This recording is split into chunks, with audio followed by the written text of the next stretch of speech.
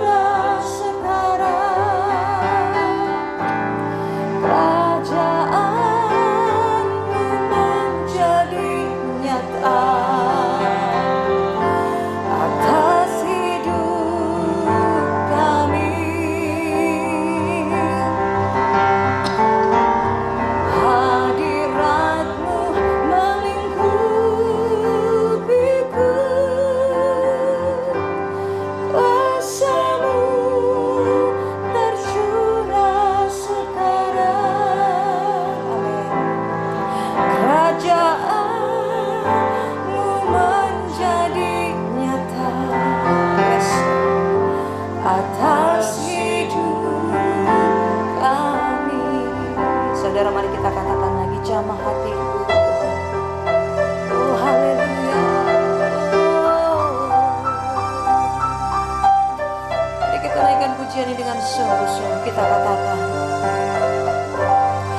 jamah hatiku. Yes. Jamah hidup.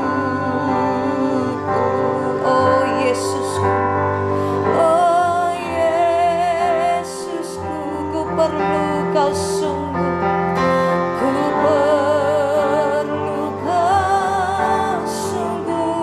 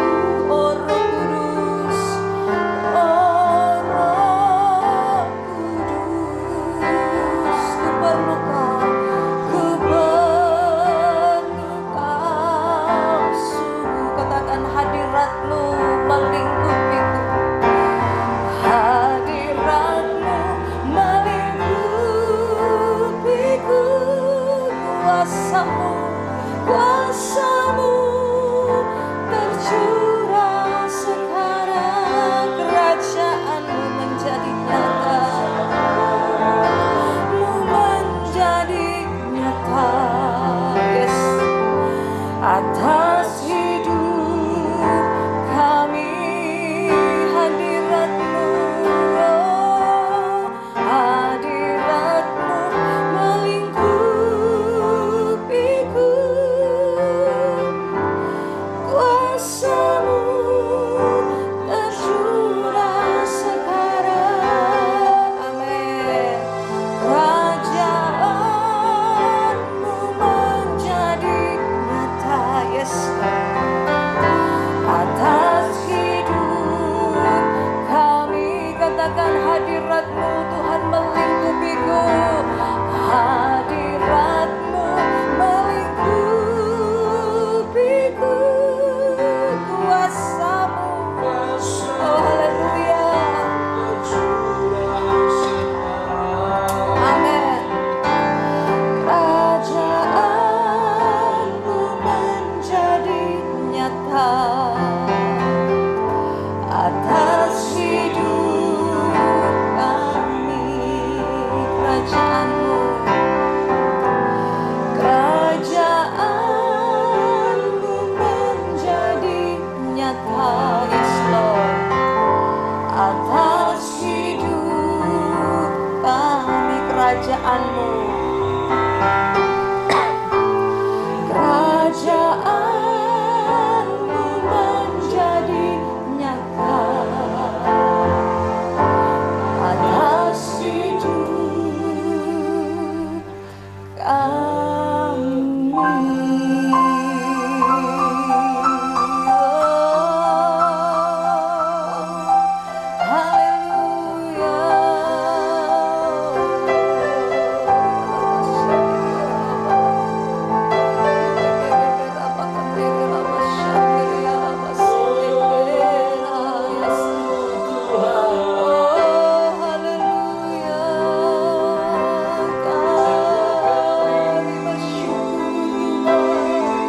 Atas kuasa-Mu, atas kasih-Mu, atas hadirat-Mu Tuhan.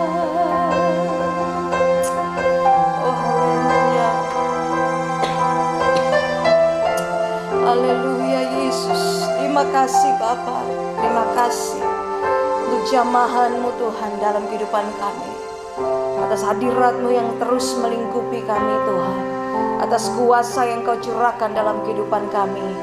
Dan kami sungguh percaya kerajaan-Mu menjadi nyata dalam kehidupan kami Tuhan. Bapa di surga, kami siapkan hati untuk mendengarkan firman-Mu. Bapa, berbicaralah kepada kami, biarlah hati kami menjadi tanda-tanda yang terbaik untuk ditaburkan oleh kuasa firman-Mu, dan kami diubahkan oleh kuasa firman-Mu Tuhan. Terima kasih Bapa, di dalam nama Yesus kami berdoa dan mengucap syukur. Haleluya, amin, amin, haleluya. Haleluya. Saudara yang terkasih, di dalam renungan harian yang biasa dikirim di grup gereja kita, pemberitaan tentang Injil sudah menjadi satu hal yang selalu diingatkan di dalam setiap pemberitaan firman Tuhan atau renungan yang dikirimkan setiap hari di dalam grup gereja kita. Kita tahu bahwa karya penyelamatan Allah atas dunia ini telah tergenapi di dalam Yesus Kristus. Dan tahukah saudara-saudara yang terkasih, hal apa yang diberitakan atau dikumandangkan oleh Tuhan Yesus di dalam pelayanannya selama Ia berada di dunia? Yang selalu diberitakan oleh Tuhan Yesus adalah tentang kerajaannya. Amin. Tentang kerajaan Allah. Tentang kerajaan di mana di sana Yesus Kristuslah yang akan menjadi rajanya, yang akan menjadi penguasanya, yang akan memerintah di sana. Amen.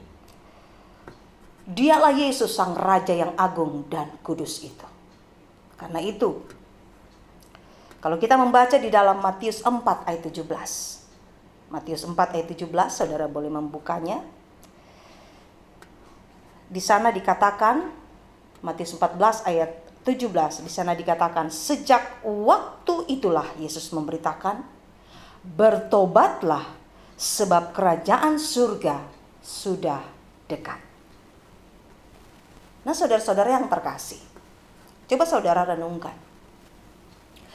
Bagaimana manusia atau bagaimana dunia bisa menerima berita tentang pertobatan jikalau mereka tidak pernah mendengarkan berita tentang kerajaan Allah?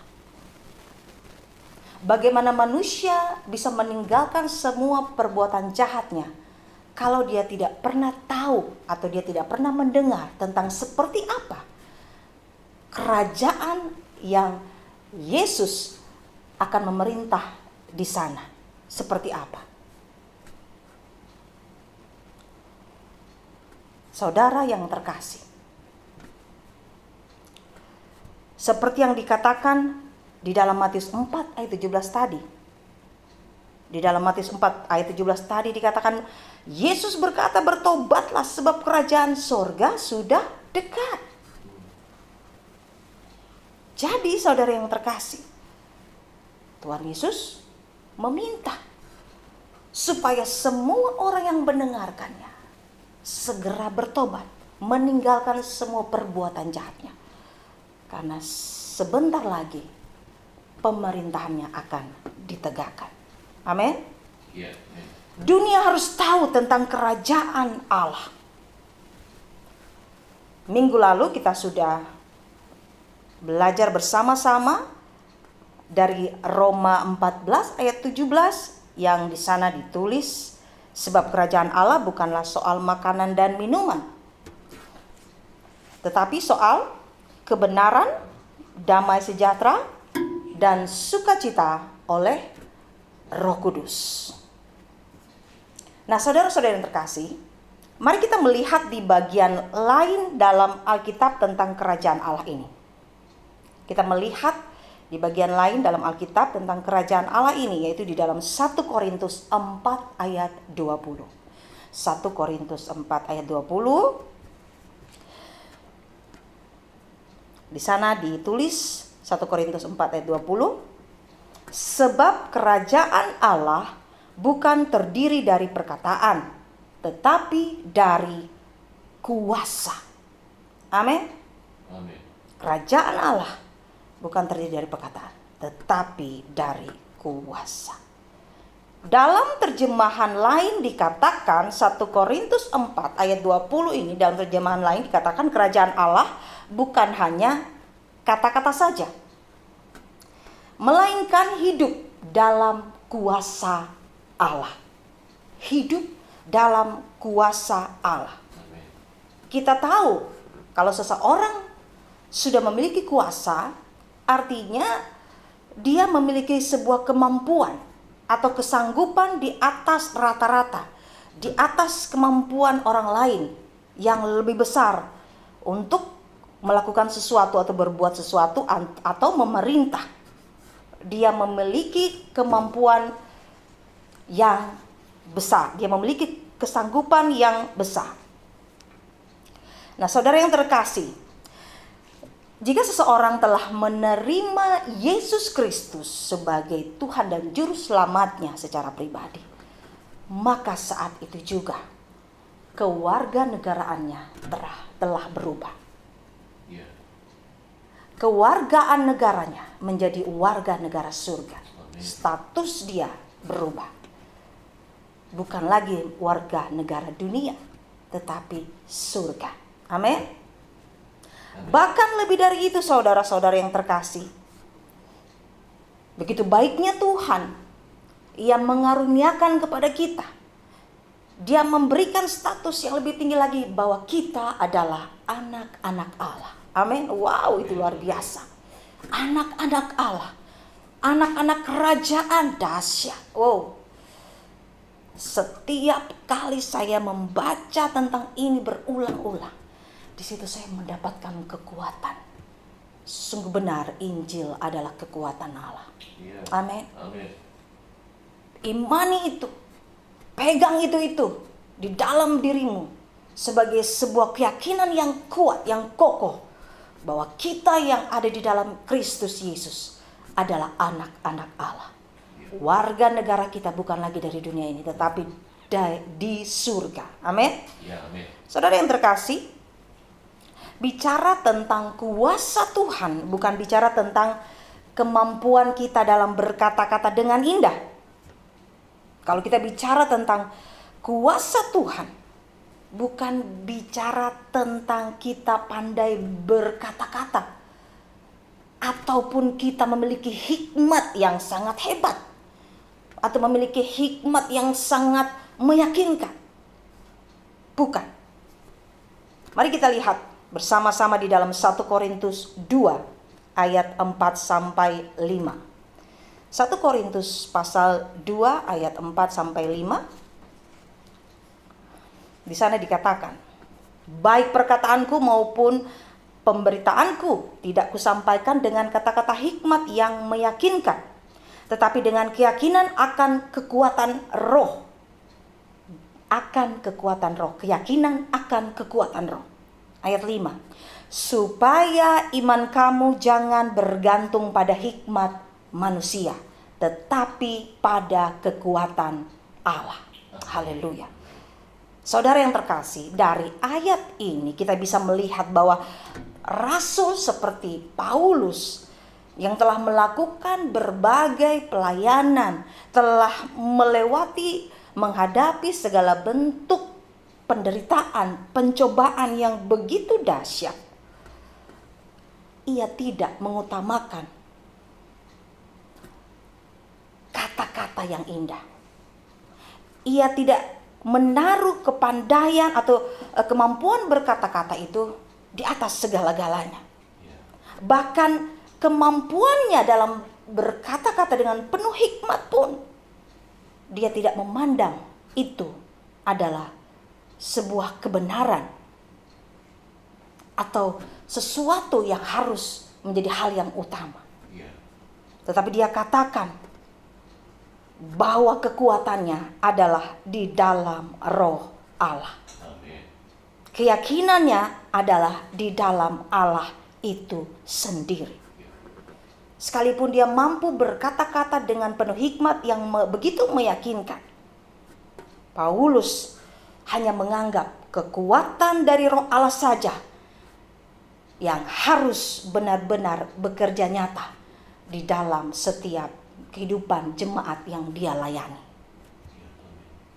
Artinya saudara-saudara yang terkasih, Paulus mau agar iman mereka, iman jemaat yang dia layani tidak bergantung kepada hikmat manusia, tetapi dari hikmat Allah, dari kekuatan Allah. Rasul Paulus mengajarkan dengan penuh keyakinan bahwa setiap jemaat harus mengutamakan hikmat dan kekuatan dari Allah saja. Amin. Paulus sudah menghadapi berbagai pencobaan yang tidak mudah. Tetapi dia selalu memiliki sebuah keyakinan yang kokoh bahwa hanya kekuatan Allah yang mampu membuat semua orang yang percaya kepada Tuhan Yesus dapat melakukan apa yang Tuhan kehendaki di dalam kehidupannya. Saudara yang terkasih, di sini Paulus sedang mengajarkan kepada jemaat yang ia layani untuk membangun dasar keyakinan dari Tuhan. Dia sedang mengajarkan jemaat yang dia layani untuk membangun kebenaran, keyakinan, bukan dari kebenaran manusia, tetapi dari kebenaran Allah. Walau mungkin Paulus sudah melihat ada hal-hal positif, terlihat ada pertumbuhan rohani dalam kehidupan jemaat, tetapi dia terus mengulang hal yang penting, yaitu kebenaran dari Allah, yaitu kekuatan dari roh Allah itu sendiri. Ini yang kita namakan kuasa, di mana kuasa itu yang bekerja nyata. Disitulah Yang dimaksud kerajaan Allah bukan terdiri dari kata-kata yang indah, tapi dari kuasa yang datang dari Allah. Amin. Amin. Saudara, kita sudah pernah mendengar atau mungkin kita sering mendengar kebenaran manusiawi, itu mata ganti mata, gigi ganti gigi. Tetapi kita tahu bahwa Yesus mengajarkan, Tuhan Yesus mengajarkan kita harus mengasihi. Ya. Tuhan Yesus mengatakan, ketika engkau ditampar pipi kananmu, berilah pipi kirimu. Itu artinya Yesus sudah mengajarkan kita tidak boleh membalas kejahatan dengan kejahatan. Ya, benar. Berbeda dengan kebenaran dunia yang selama ini kita dengar atau sudah diajarkan dalam kehidupan kita. Ya. Bukan berarti saudara ketika saudara ditampar pipi kanannya lalu saudara katakan, pipi kiri lagi ya. Bukan begitu. Jangan sampai saudara salah mengartikan. Saudara mengartikan secara harfiah, secara literal, sedangkan saudara tidak mengerti maksud yang terkandung di dalamnya, ya saudara akan tersesat. Karena itu kita harus mengerti firman Allah dengan kuasa Roh Kudus, dengan kekuatan kemampuan yang daripada Allah, dengan hikmat yang datang daripada Allah. Amin, saudara-saudara. Amin. Jadi kalau kita membaca atau merenungkan firman Tuhan, kita selalu harus melibatkan Roh Kudus. Amin. Kita harus selalu melibatkan Roh Kudus di dalam kehidupan kita, agar kita tidak tersesat. Ingat, Yesus memberikan kita Roh Kudus. Roh Kudus berfungsi sebagai penolong kita. Dia yang akan membuat kita mengerti hal-hal yang disampaikan Allah dalam kehidupan kita. Amin. Dalam terjemahan lain dikatakan bahwa ketika seseorang hidup dalam kuasa Allah, maka Allah dapat memerintah dalam hidupnya. Dan itu dapat dibuktikan dengan kekuatan hidup orang tersebut dan bukan kata-katanya. Amin.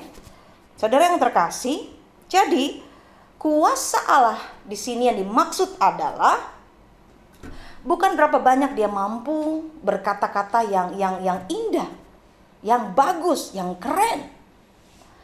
Tetapi di situ dikatakan dibuktikan dengan kekuatannya dalam melakukan apa yang Allah perintahkan dalam kehidupannya. Itulah yang dimaksud kuasa Allah bekerja di dalam dirinya. Ketika kuasa Allah bekerja di dalam kehidupan seseorang, maka orang itu dapat melakukan bahkan menyelesaikan semua yang Allah perintahkan dalam kehidupannya. Amin. Karena itu Rasul Paulus begitu menekankan tentang kekuatan yang daripada Allah. Paulus menekankan betapa pentingnya kita hidup dari kuasa Allah. Kerajaan Allah bukan hanya terdiri dari kata-kata, tetapi dari kuasa. Amin. Amin. Saudara yang terkasih, kekuatan yang dimaksud di sini adalah sampai di mana kekuatan kita dalam menyelesaikan dengan benar setiap apa yang Allah perintahkan atau kehendaki dalam kehidupan kita. Kekuatan yang dimaksud adalah ketika seseorang mampu mengubah semua yang jahat dalam dirinya menjadi mulia seperti yang Tuhan kehendaki. Karena tidak semua orang yang tadinya hidup dengan penuh dosa, dengan kejahatan, dia bisa mengubah kehidupannya. Itu perlu kuasa Tuhan. Amin. Itu perlu pertolongan Tuhan yang mutlak. Itu perlu kuasa Tuhan yang nyata. Itulah yang dikatakan kerajaan Allah ada di dalam kita. Ketika kuasa Tuhan benar-benar nyata. Karena siapa yang bisa mengubahkan hati orang? Siapa yang bisa mengubahkan sifat seseorang selain daripada Roh Allah? Amin. Jadi betapa pentingnya hal-hal yang daripada Allah itu menjadi sebuah keyakinan yang kuat dalam kehidupan kita, saudara-saudara yang terkasih. Jika kita memiliki kekuatan itu, yaitu kekuatan di mana kita mampu menyelesaikan kehendak Allah, maka disitulah kita disebut anak-anak Allah, anak-anak kerajaan. Saudara yang terkasih, kita sudah mendengar anak adalah cermin orang tua. Ya. Nah, jika engkau adalah anak Allah, maka jadilah engkau seperti yang Bapamu ajarkan di dalam kehidupanmu. Jadilah engkau seperti yang Bapa kehendaki. Karena itulah sejatinya anak-anak Allah. Kita minta kuasa Roh Kudus untuk bekerja nyata dalam kita, agar kita dapat melakukan dan menyelesaikan apa yang Allah kehendaki di dalam setiap kita. Amin. Ya, Mintalah, berdoalah. Jika engkau berdoa dengan penuh iman, maka Tuhan akan melakukannya untukmu.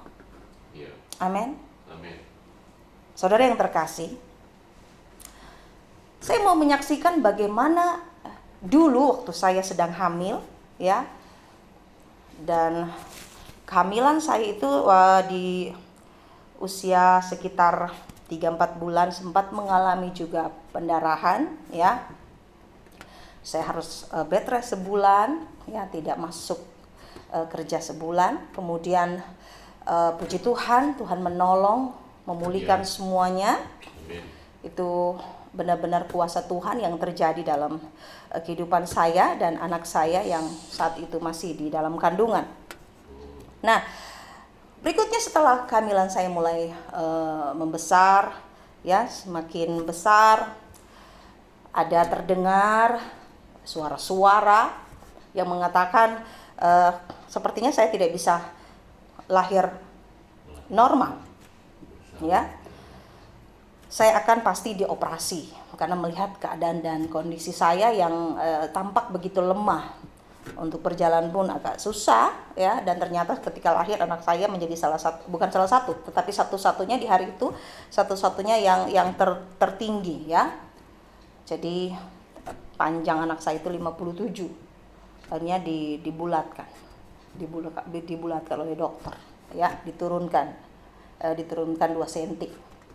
3 cm jadi 54, ya. Dibulatkan oleh dokter 54. Dan memang itu panjang, ya, tinggi, termasuk anak yang bayi yang panjang, ya.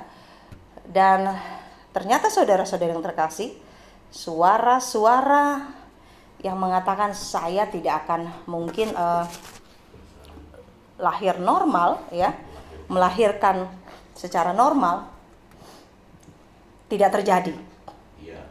Ternyata saya bisa melahirkan secara normal, tidak operasi. Memang saat proses persalinan itu ada cukup banyak kesulitan, ya.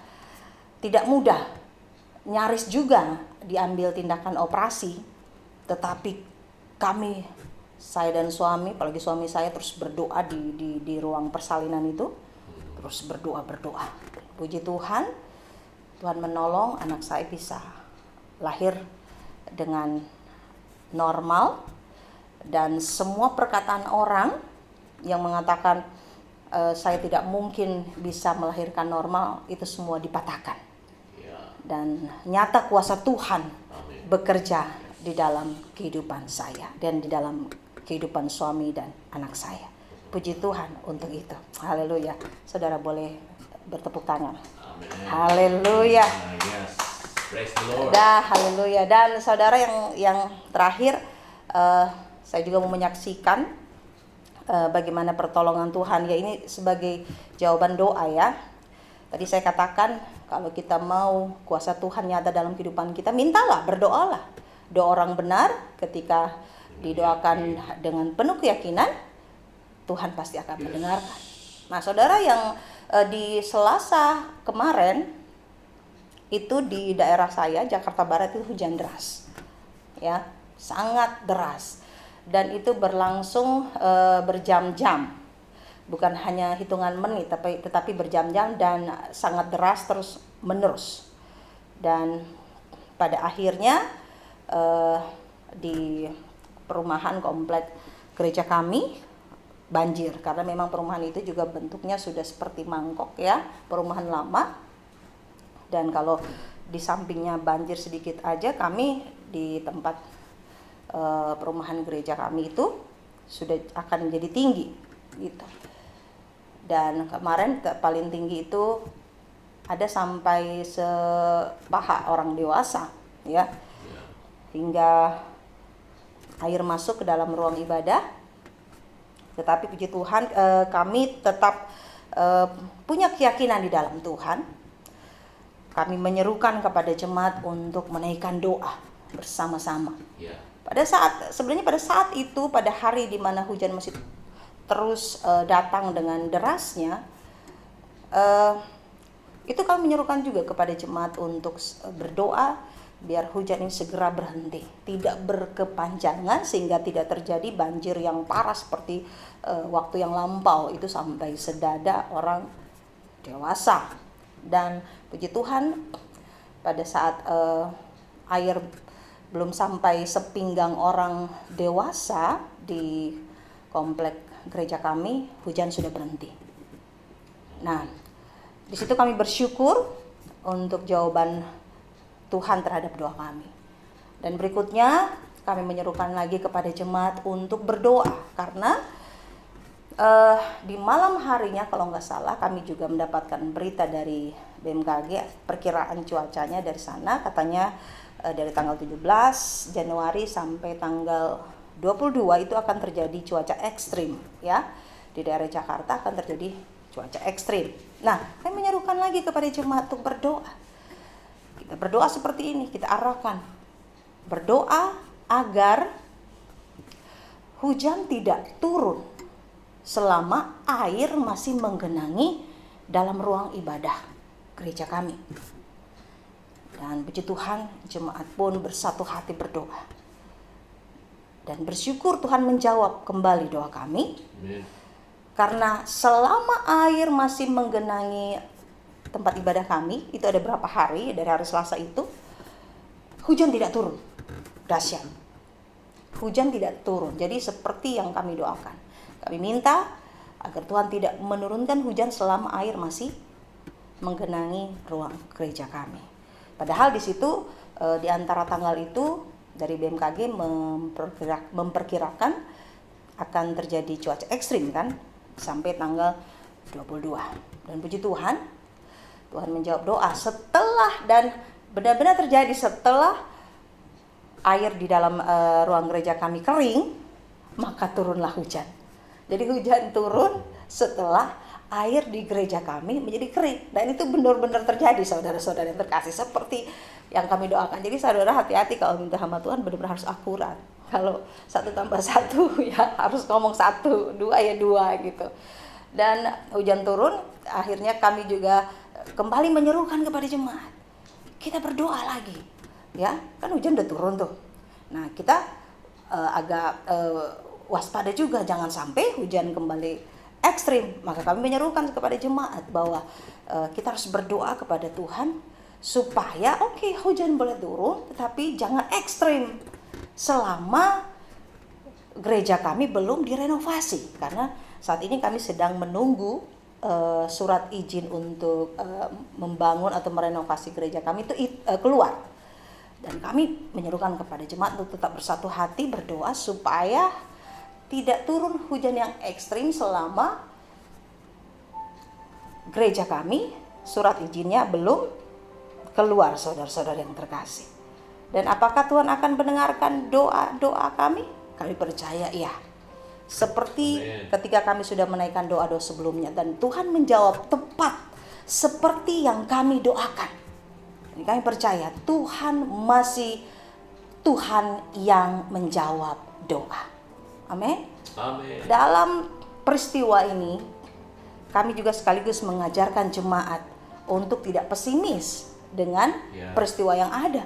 Belajar beriman, belajar berdoa dengan penuh keyakinan. Toh kalaupun doa tidak dijawab oleh Tuhan, kita sudah belajar untuk berdoa, kita sudah belajar untuk percaya. Percaya itu gratis saudara, tidak perlu bayar. Kenapa kita harus takut percaya? Kenapa kita harus takut berdoa? Kalau berdoa itu gratis, percaya itu gratis. Amin. Ya, amin. Jadi di sini kami pun tetap bersyukur karena ada hal-hal yang bisa kami ajarkan kepada jemaat yang mungkin ada orang-orang yang sudah lama menjadi Kristen, tetapi menjadi orang-orang yang pasrah terhadap keadaan. Ketika dia mungkin melihat keadaan tidak seperti yang dia inginkan, dia melihat keadaan kacau, dia hanya berdiam diri saja. Mungkin ya udah nasib aku, ya sudah. Dia lupa bahwa orang percaya statusnya adalah anak-anak Allah, anak-anak kerajaan. Di mana ketika menaikkan doa kepada Bapa di surga akan mendengarkannya. Ketika dia menaikkan doanya dengan penuh keyakinan. Apalagi yang menaikkan itu adalah orang benar. Amin. Amin. Kami bersyukur kami bisa mengajarkan hal-hal yang mungkin sederhana kepada jemaat yang Tuhan percayakan kepada kami. Kami percaya dalam segala hal Tuhan mendatangkan kebaikan bagi kami. Dan saya percaya firman Tuhan ini akan terus bekerja dan mengubahkan kehidupan kita semua. Amin saudara, bangkitlah menjadi anak-anak Allah, menjadi anak-anak kerajaan Allah. Karena kerajaan Allah harus kita beritakan supaya Injil itu semakin tersiar dan makin banyak orang bertobat dan datang kepada Yesus Kristus, Sang Juru Selamat yang hidup. Amin saudara. Amin. Haleluya. Haleluya. Oh, mari kita menaikkan pujian. Kerajaanmu datanglah, kehendakmu jadilah. Haleluya. Kerajaanmu datanglah, kehendakmu jadilah, di bumi seperti di surga. Kerajaanmu datanglah, kehendakmu jadilah, di bumi seperti di surga. Muliakanlah Raja segala raja, amin. Penguasa di udara diruntuhkan, amin. Biarlah nama Tuhan Yesus ditegakkan sekarang, kemuliaan kuasa-Nya atas kita. Kerajaanmu datanglah, kehendakmu jadilah, di bumi seperti di surga. Di bumi seperti di surga, amin. Di bumi seperti di surga.